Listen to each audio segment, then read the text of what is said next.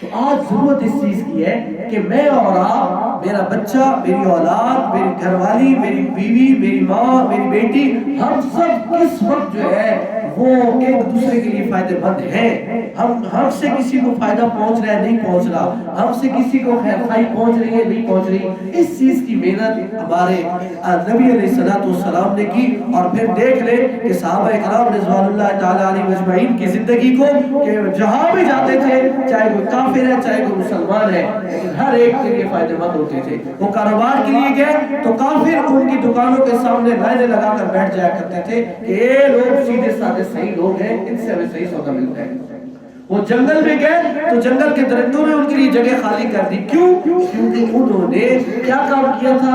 انہوں نے یہ کام کیا تھا وَمَن يُطِعِ اللَّهَ وَرَسُولَهُ فَقَدْ فَازَ فَوْزًا عَظِيمًا۔ یہ دو کام ایسے ہیں جس نے یہ کام کر لیے بس بڑی کامیابی اس کے لیے، دنیا بھی اس کی ہے آخرت بھی اس کی ہے۔ کہ جو شخص اللہ اور اس کے رسول کا فرمان بردار بن گیا، اس نے ان کی اطاعت کرنا شروع کر دی، فقد فاز فوزا عظیما، تو اللہ فرما رہے ہیں اس کے لیے بڑی کامیابی ہے۔ صرف کامیابی دنیا میں نہیں آخرت میں نہیں ہے، دنیا میں بھی کامیابی ہے۔ تو صحابہ کرام کی مثال سے لے لے کہ اللہ نے ان کو دنیا میں کیسے کامیاب کیا، جہاں بھی چلتے گئے صحابہ کرام رضوان اللہ تعالی علیہ اجمعین کا نام رہا اور رہے گا اور قیامت تک ہے۔ کیوں؟ انہوں نے اپنا ہر کام کس لیے کیا تھا؟ انسانیت کے فائدے کے لیے، مسلمانوں کے فائدے کے لیے، اور اللہ کے بھیجے ہوئے دین کو سربلند کرنے کے لیے اپنے وطن چھوڑ دیے، مسجد نبوی حضور کی زیارت چھوڑ دی اور نکل گئے، اور پھر آج قیامت تک آنے والی انسانیت ان کے ناموں کو یاد رکھے گی۔ یہ ہے فائدے مند آدمی جو اپنے بعد جانے کے بعد بھی اس کے فائدے، اس کی جتنی بھی اچھے کام وہ لوگوں کو یاد رہے۔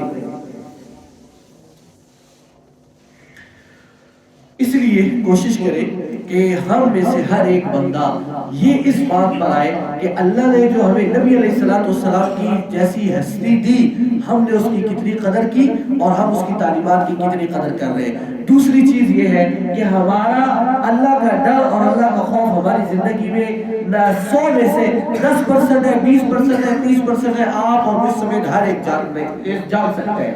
اور تیسری چیز وَقُولُوا قَوْلًا سَدِيدًا، ہم جس سے بات کریں اس سیدھی سیدھی بات کریں، وہ گھمانے پھرانے والا چکر اور گولیاں دینے والا چکر یہ نہ ہو۔ تو پھر دیکھیں اللہ یصلح لکم اعمالکم ویغفر لکم، اللہ آپ کے کاموں کو بھی سنوارے گا، اللہ آپ کے گناہوں کو بھی معاف کرے گا، اور آپ کامیاب ترین انسان ہوگے۔ جو آج میں اور آپ میں سے ہم میں سے کون ایسا جو کامیاب نہیں بننے والا؟ ہر بندہ کامیاب ہوگا۔ اللہ مجھے اور آپ کو عمل کی توفیق